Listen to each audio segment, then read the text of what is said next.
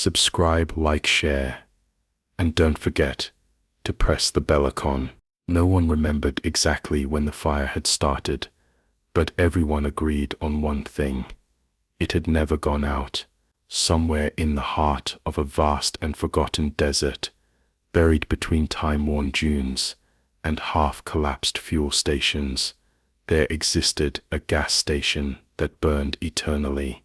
It had no name anymore. The metal sign had long since melted into a twisting heap of rusted iron, its letters distorted by decades of heat.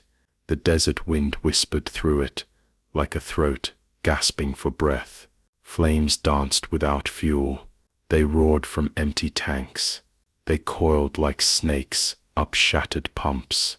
They moved with thought, and they watched.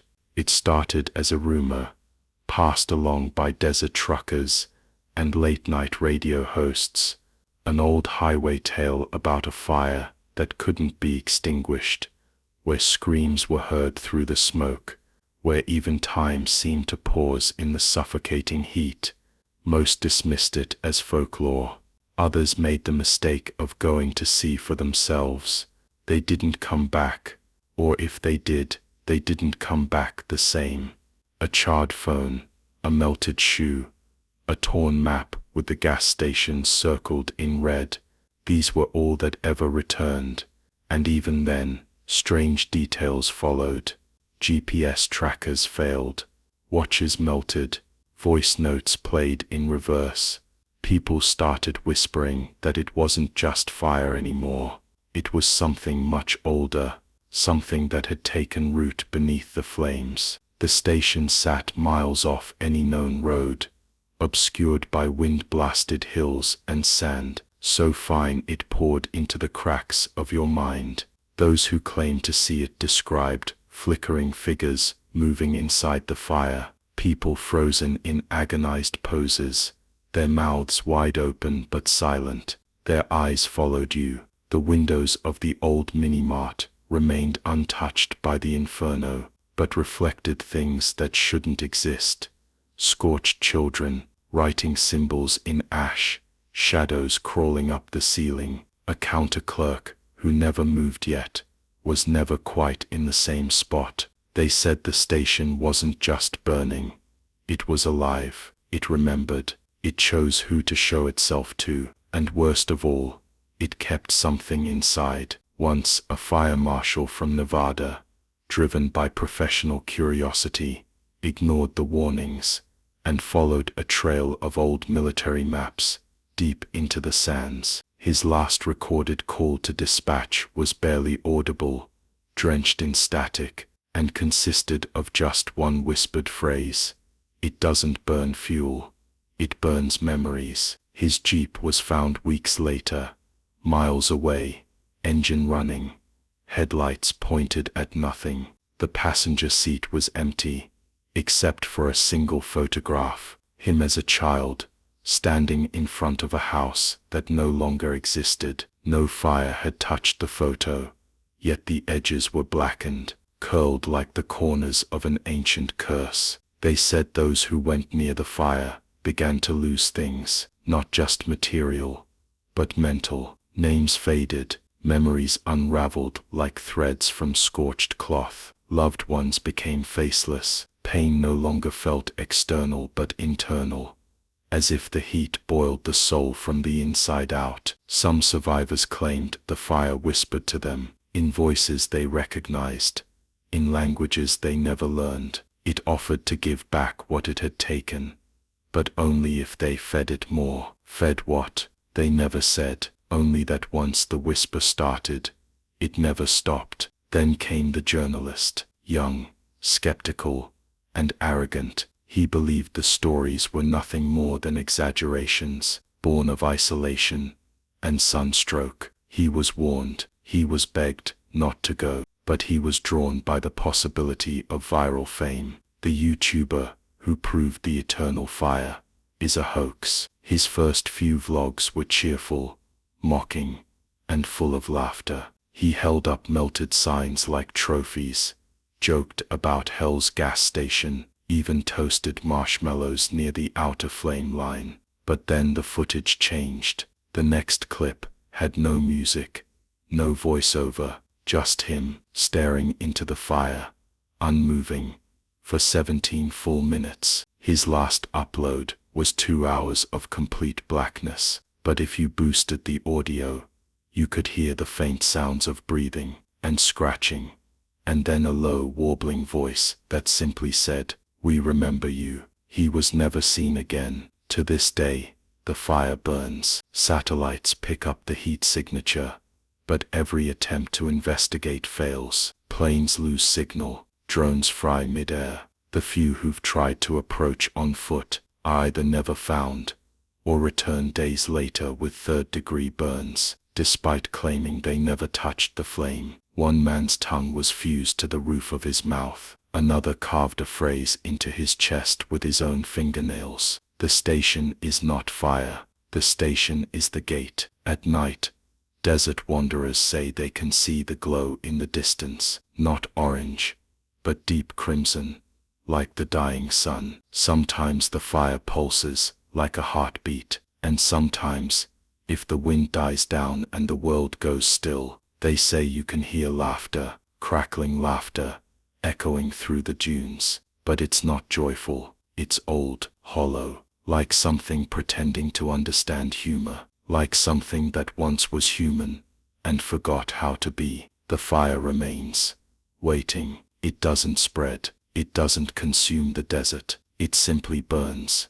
patiently. It knows eventually someone will come. Someone always does. Someone lonely, someone broken, someone who thinks they can handle it. And when they do, the fire leans forward. It smiles, and it feeds. They arrived in silence, 3 of them, walking across the flat-baked sand, like shadows detached from bodies. No engines, no headlights, just the rhythmic shuffle of boots over cracked earth, heading toward a flame that had never gone out. They weren't friends. They hadn't come together. They didn't even speak to each other. And yet, somehow, all 3 found themselves converging toward that same cursed coordinate, as if something deeper than choice had pulled them. Each of them had found the location differently.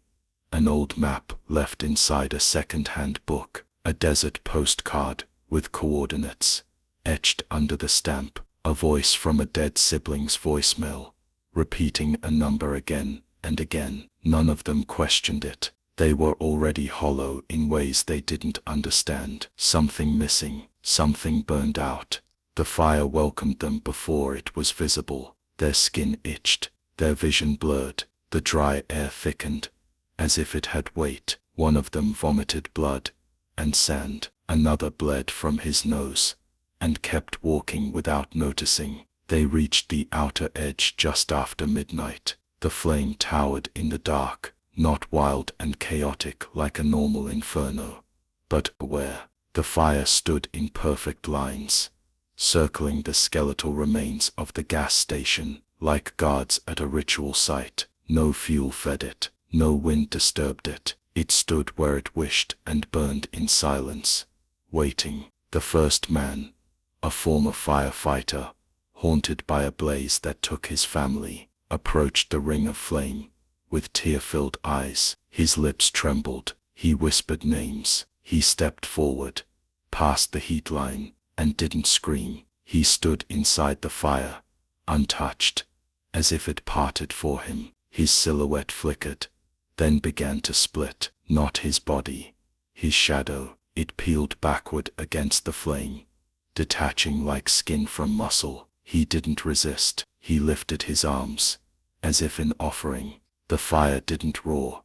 It sighed, and in that moment, the other 2 saw something that shattered their minds. Not a man consumed by fire, but fire becoming man. The second figure, a woman in her 60s, with eyes so empty they looked painted on, fell to her knees. She muttered the name, Caleb, over and over, digging her fingers into the sand until they bled. Her son, lost 20 years earlier, in a desert car crash, or so she thought. But in the flickering fire, She saw him, standing inside the mini-mart ruins, waving, smiling. His skin was waxen, his teeth too many, but she didn't care. She ran toward him. Her body passed through the flames, and into the glassless door frame. The third man heard only one sound after that.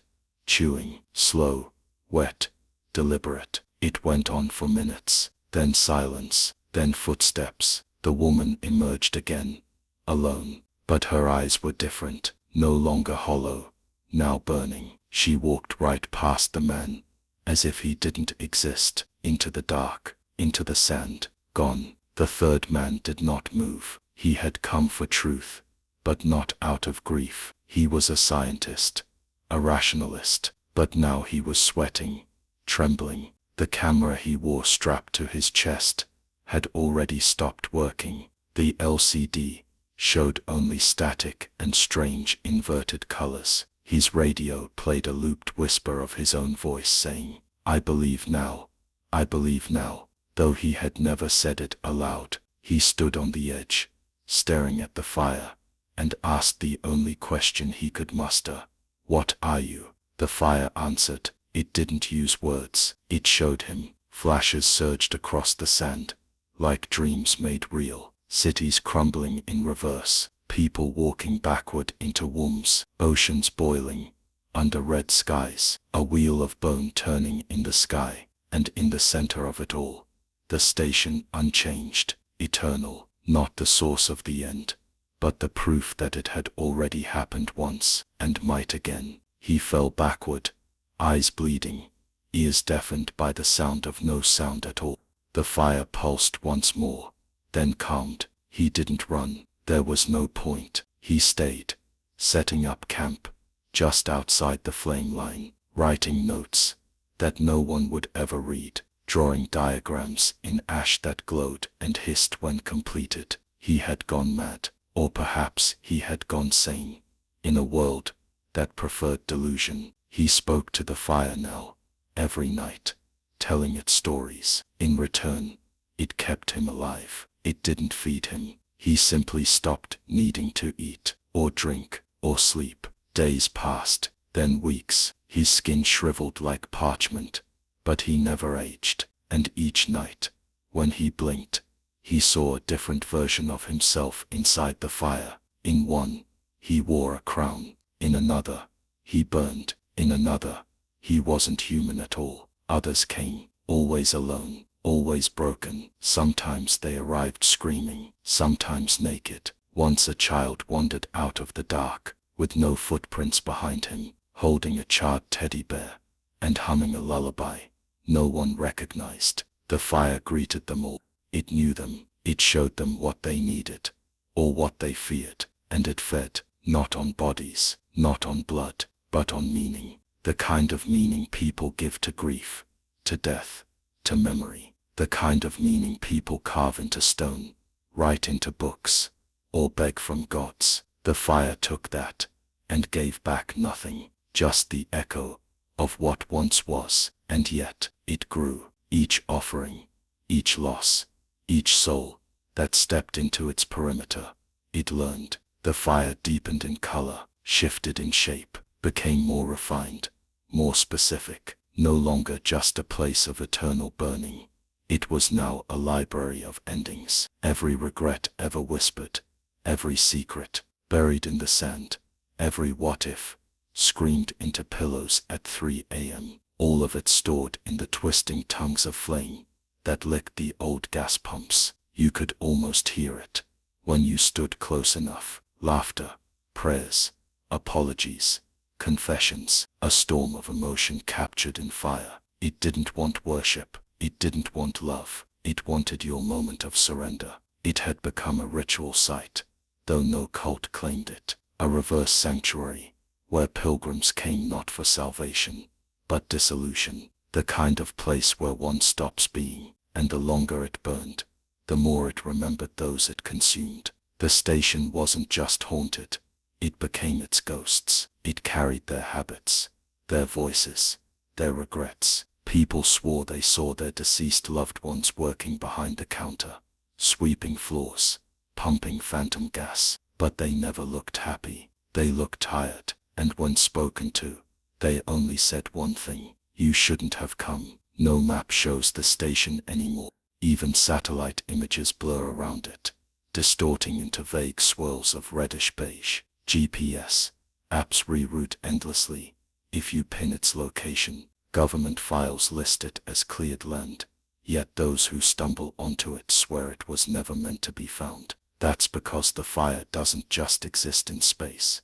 It occupies memory. It lives where memory frays, where pain knots too tightly to untangle. The fire understands that people lie, but ashes don't. That's where it starts to seep in, not into flesh, but into stories, into timelines, into you. People who leave the station, if they leave, come back wrong. One woman, a nurse from Arizona, was found months later screaming inside a church, covered in wax, insisting she had seen angels burning alive, wings carved open like pages. Another man was discovered in a hotel room in Oregon, surrounded by walls scribbled with coordinates, eyes scooped out with a spoon, repeating a child's voice saying, "Tell them." The fire speaks backwards. Some simply vanish, not missing, just erased. Their families forget them. Their homes sell themselves. Their existence unravels like a burnt photograph.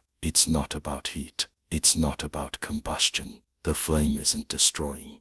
It's rewriting. And that's why the story of the station keeps changing. Some say it's a gate. Others believe it's the last surviving ember of the world's first sin. A place where the soul was first pulled from the body and shown what came next. But all stories agree on one thing: no one ever leaves with nothing. They carry something, a mark, an echo, a smell of smoke in their hair that never washes out. One child, age 7, returned after being presumed dead for 6 years. She was mute, never spoke a word again, except once, just before she passed.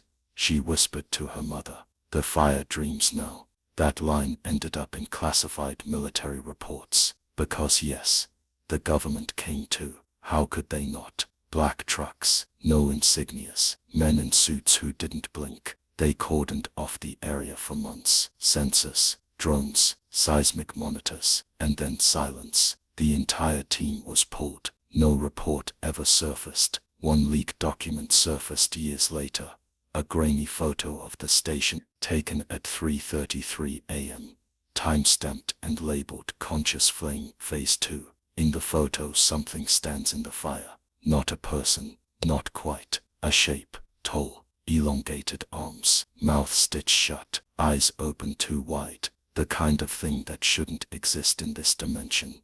Yet there it was, watching. The man who leaked that photo was dead within 48 hours. Heart attack. They said it like a footnote. No autopsy released. But those who saw him before he died said his body was burned from the inside out. His veins blackened like wires. His last words: "It knows we're watching." Even digital space bends around the fire. Try to post about it online, and the data corrupts. Videos reverse themselves. Soundtracks play in languages no one speaks. One popular TikTok creator tried live streaming her visit. The footage ended up showing her in her childhood bedroom, playing with dolls. Only the dolls were all on fire. That video has been shared 1,000 times. Every person who viewed it reports nightmares within 3 days. Some start sleepwalking. A few walk toward fire. But maybe that's the point. Maybe the fire doesn't want you to tell the story. It wants you to become it, to carry it, spread it, not through flame, but through memory, warped and softened, told late at night, when people are too tired to guard their thoughts. That's when it gets in, through imagination, through belief, one ember at a time. There are rules whispered by the few who survive. Never stare into the fire longer than 7 seconds. Don't speak your regrets out loud.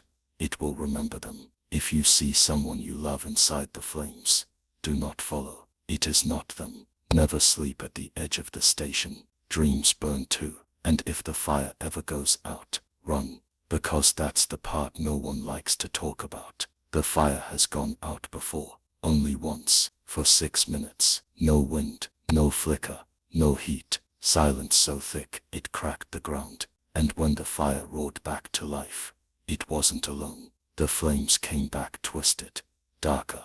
They cast shadows that moved the wrong way, shadows that didn't belong to anything physical. Something had crawled through the stillness, a new awareness, a split in its nature.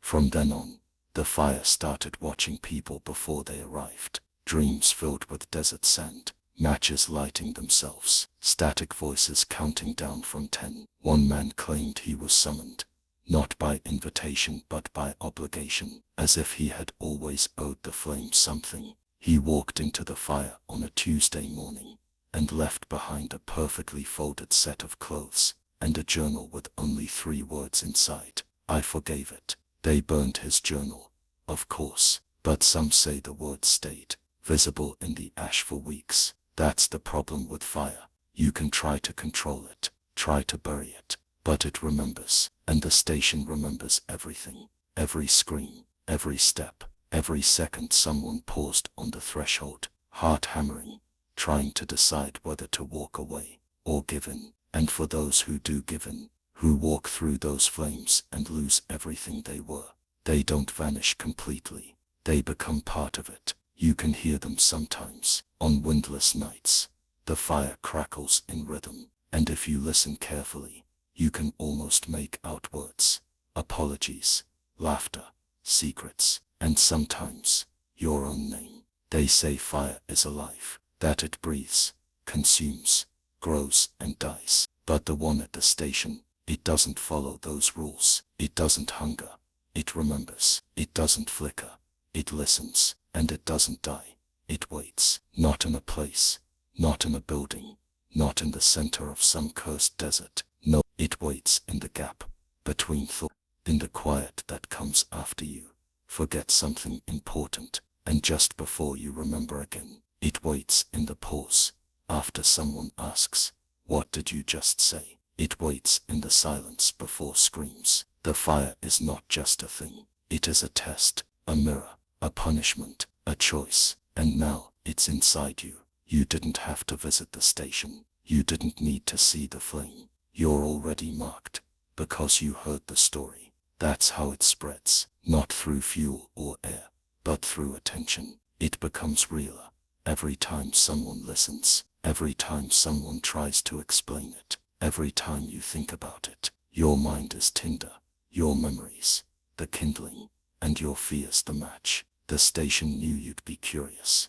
that you'd stay, that you'd wonder what happens next. So here's what happens next. You begin to notice heat, where there shouldn't be any. In your room, near your bed, in the corners of your closet. The scent of smoke on clothes you haven't worn in years. A candle flickering, even when no wind is present. You hear the crackle, not loud, but rhythmic, as if something is breathing in your walls. You'll dream of staircases leading downward, of a door you've never seen before, just slightly open, glowing red. You won't remember when the dream started, only that they feel older than your own life, like something passed down. Then one day, you'll see her, a girl with a burnt dress, standing across the street, hair hanging like wet strings. She won't move, won't speak, she'll just watch. The next night, closer, by your window, then inside, just out of frame. You'll think it's sleep paralysis. You'll convince yourself of that,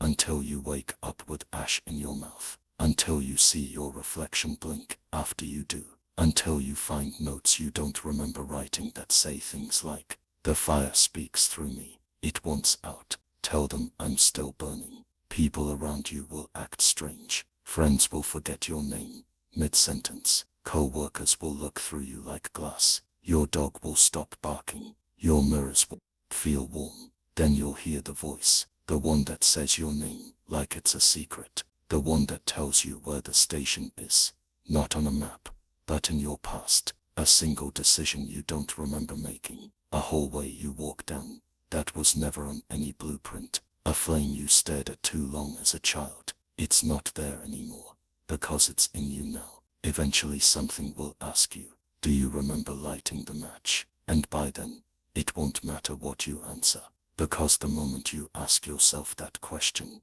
The match is already burning between your fingers. You'll try to resist it, dousing your room in water, throwing away anything flammable.